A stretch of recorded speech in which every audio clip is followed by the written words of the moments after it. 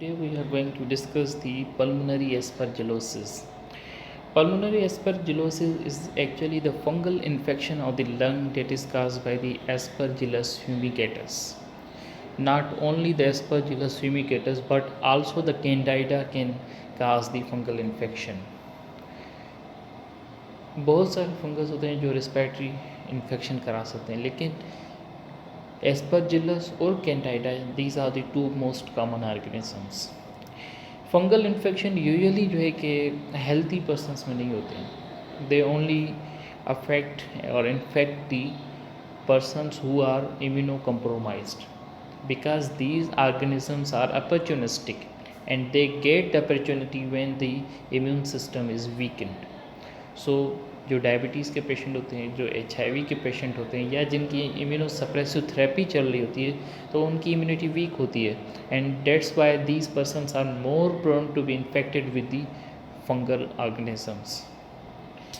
So fungal infection of the lung that is caused by the Aspergillus fumigatus, the persons who are immunocompromised are more prone to develop the fungal infections. There are three types of the clinical presentation of the pulmonary aspergillus. Pulmonary aspergillus तीन अलग किस्म की clinical presentation देता है. Organism एक ही होता है लेकिन डिफरेंट पैटर्न देता है. For suppose number 1 allergic bronchopulmonary aspergillosis. जैसे कि नाम से ही पता है कि इसमें क्या होता है कि अगर एस्परजिलस की स्पोर इनहेल कर जाए बंदा, तो उसमें उसकी रेस्पिरेटरी सिस्टम में जो पैसेज उसमें एलर्जिक रिएक्शन स्टार्ट हो जाता है, हाइपर सेंसिटिविटी रिएक्शन स्टार्ट हो जाता है. जैसे अस्थमा में पड़ा था, टाइप 1 अस्थमा, या जिसको हम लोग एक्सट्रिंसिक अस्थमा कह रहे थे, जिसमें बाहर से एलर्जिन आते ही इंटर होते ही अंदर हाइपर सेंसिटिविटी रिएक्शन स्टार्ट कर देता था. सो सेम वे है कि इसमें भी हाइपर सेंसिटिविटी रिएक्शन स्टार्ट हो जाता है और पेशेंट को ब्रोंकियल ऑब्स्ट्रक्शन होती है. दूसरा ये कि एस्परजिलोमा ये एक अलग प्रेजेंटेशन है. ऑर्गेनिज्म वही है लेकिन यहाँ पर वो एलर्जिक रिएक्शन नहीं कर रहा है, यहाँ पर वो फंगल बाल बना रहा है. Aspergilloma, loma refers to the tumour like structure.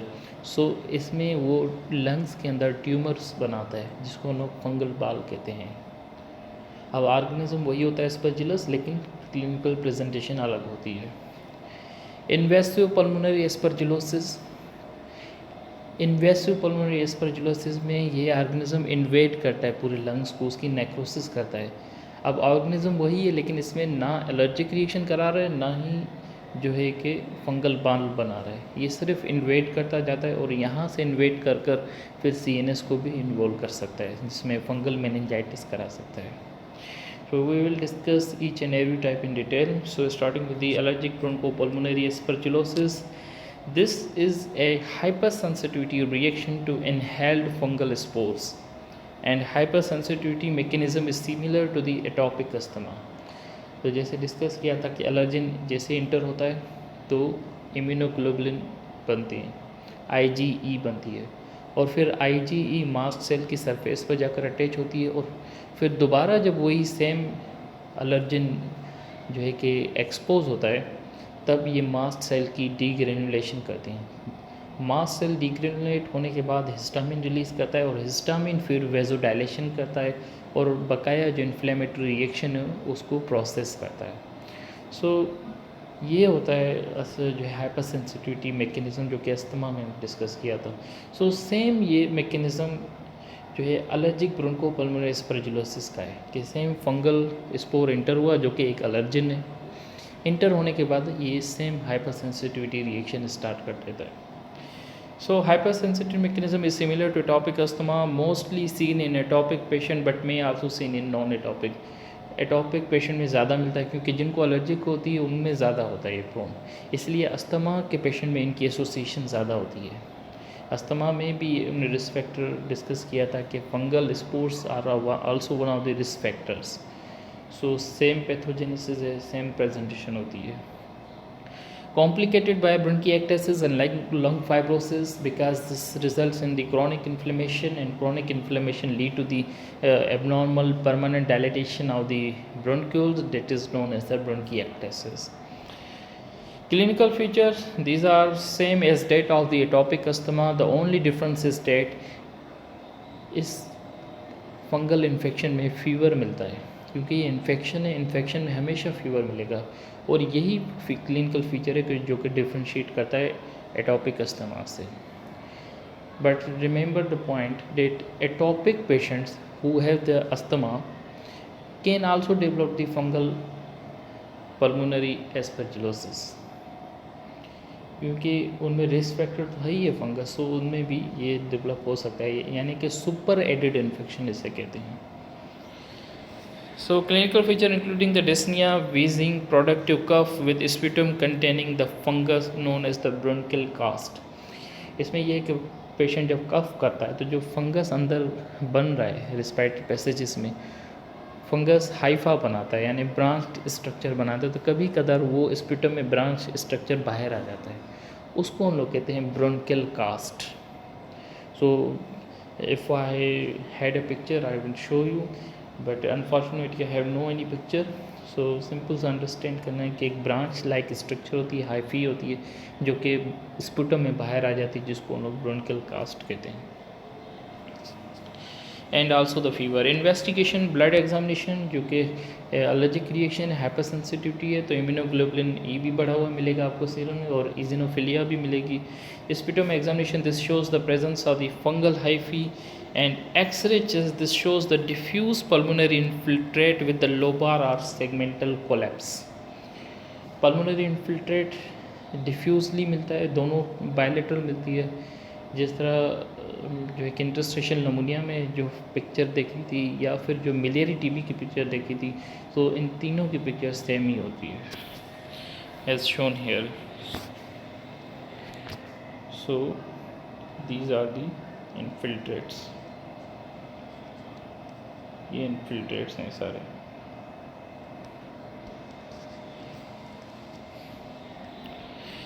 Skin test, this is positive to an extract of the Aspergillus fumigatus. इसमें वही है एलर्जिक एंटीजन एंटीबॉडी रिएक्शन देखते हैं, जिस तरह मोन्टेक्स टेस्ट करवा रहे थे, सेम वे कि इसमें फंगल एक एक्सट्रैक्ट निकालते हैं, एक एंटीजन बनाकर उसको उन इंजेक्ट करते हैं, उसके बाद बॉडी का रिस्पॉन्स देखते हैं कि उसके अगेंस्ट आ रहा है या नहीं. So if response is there, means the test is positive. Pulmonary function test, this shows the decreased lung volume. Now treatment, coming to the treatment, specific treatment is the steroid, oral steroid. Prednisolone देते हैं, that clears the pulmonary infiltrate, and remember the point, the dose is different. अगर acute stage में आए, acute एक्जर्बरेशन है, तो dose steroid का ज़्यादा देंगे. अगर अस्थमा का पेशेंट उसमें अक्यूट एक्जर्बरेशन हुई है तो स्टीरॉयड का डोज ज़्यादा देंगे, और मेंटेनेंस डोज चलानी है तो डोज थोड़ा सा कम रखते हैं. So general management, Ventolin expectorant for cough, productive cough है तो कफ को निकालना वेरी इंपॉर्टेंट है. स्पुटम जितना ज़्यादा क्लियर होगा उतना ज़्यादा बेहतर है. Paracetamol for fever, and treatment of the asthma exacerbation is accordingly.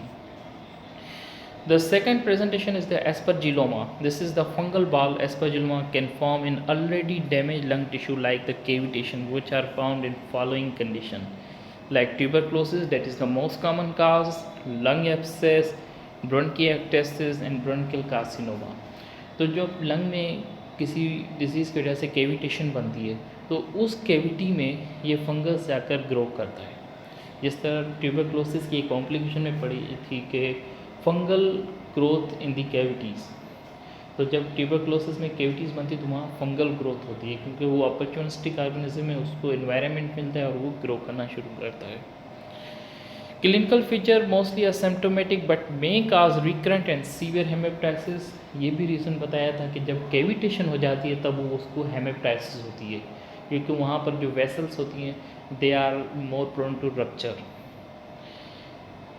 Investigation, sputum examination shows the fungal hyphae, and X-ray chest, this shows the round lesion with crescent of air between the fungal ball and the upper wall of the cavity. So इसको थोड़ा सा समझना important है. I am coming to this X-ray in the last. First let's see. So for suppose this is the cavity, ये for suppose के lung में cavity है, और ये यहाँ पर हमारा फंगल बाल पड़ा हुआ है. तो ये उसके ऊपर एक एरिया होगा ब्लैकिश, इसको हम लोग कहते हैं crescent of air. So this is the crescent of air. Now coming to the x-ray, here you can see this picture is not maximizing. तो यहाँ पर ये जो है कि क्रिसेंट ऑफ एयर है, एक एयर के ऊपर से लेयर है. ये करेक्टरिस्टिक फाइंडिंग होती है जो कि फंगल बाल में मिलती है. Treatment is surgical removal is the main stay of treatment, क्योंकि रिमूवल ही इसका फाइनल ट्रीटमेंट होता है. लेकिन अगर पेशेंट सर्जरी के लिए रेडी नहीं है तो फिर उसमें आर्टरी एम्बोलाइजेशन करते हैं, ब्रोंकियल आर्टरी एम्बोलाइजेशन करते हैं ओनली टू मेंटेन दी हेमेप्टाइसिस, क्योंकि हेमेप्टाइसिस वेरी सीवियर होती है और पेशेंट जो है कि हाइपोवॉलेमिक शॉक में जा सकता है. तो इसलिए इस हेमोप्टाइसिस को, इस ब्लीडिंग को रोकने के लिए ब्रोंकियल आर्टरी की एम्बोलाइजेशन करते हैं. The third presentation is the invasive pulmonary aspergillosis. The invasion of the lung tissue by the fungus is uncommon in immunocompetent person, but those who are immunocompromised are more prone to fungal infection. So immunocompromised states are like neutropenia, AIDS, immunosuppressive therapy, steroid therapy. The invasion of the lung by fungus result in the consolidation, necrosis, abscess formation and ultimately cavity formation. So cavitation ये fungus भी करा सकता है. Clinical feature और productive cough and later on haemoptysis, क्योंकि शुरू में जब नेक्रोसिस हो रही होती है, एब्सेस फॉर्मेशन हो रही है तो प्रोडक्टिव कफ होता है, लेकिन लास्ट में जब केविटेशन हो जाती है तो हेमोप्टाइसिस होती है. There will be dyspnoea and fever is due to the infection. So the clinical feature resemble the pneumonia, so diagnosis should be suspected in patient with the suppurative pneumonia not responding to the antibiotics. Patient की जो clinical presentation होती है same as suppurative नमूनिया की जैसी होती है.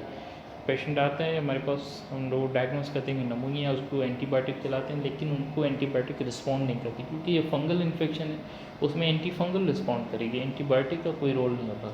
तो इसमें ये कभी कभार मिसडाइग्नोस हो जाती है. ट्रीटमेंट में एंटी फंगल ड्रग्स है जैसे कि voriconazole, that is the drug of choice, other और amphotericin with flucytosine. Now we are discussing the second topic, that is the lung abscess, is the abscess formation within the lungs.